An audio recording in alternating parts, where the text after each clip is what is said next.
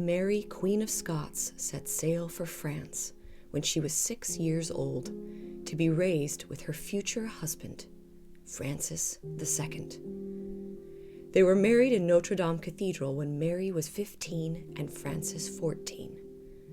And a little over 2.5 years after their wedding, Francis's health began to deteriorate. In November of 1560, Francis fainted while attending church, and a large swelling began to appear behind his left ear. He began experiencing violent seizures where afterwards he would be unable to move and was completely unresponsive. Doctors soon began to report that they did not believe that he would survive. The newly crowned King of France would vacillate between horrible fevers, severe delirium, and speechlessness. The remedy at the time was the letting of blood and purgations, which meant that the teenage boy was given things to make him vomit and laxatives to empty his bowels. Constant headaches and horrible sickness prevailed.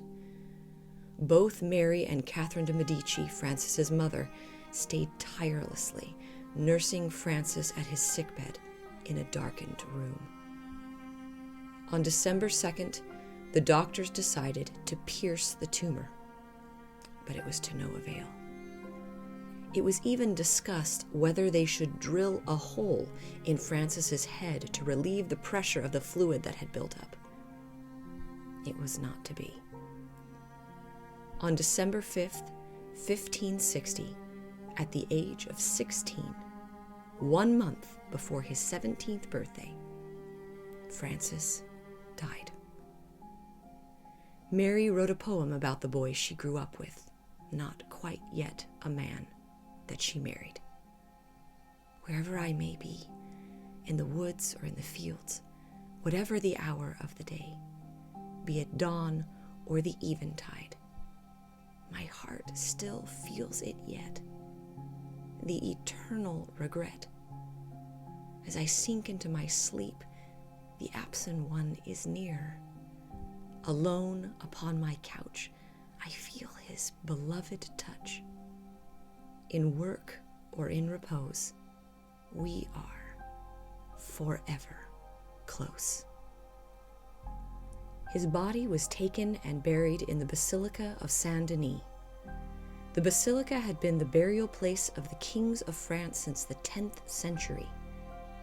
Francis's heart was placed in a bronze urn atop an intricately carved column at the Eglise de Celestins.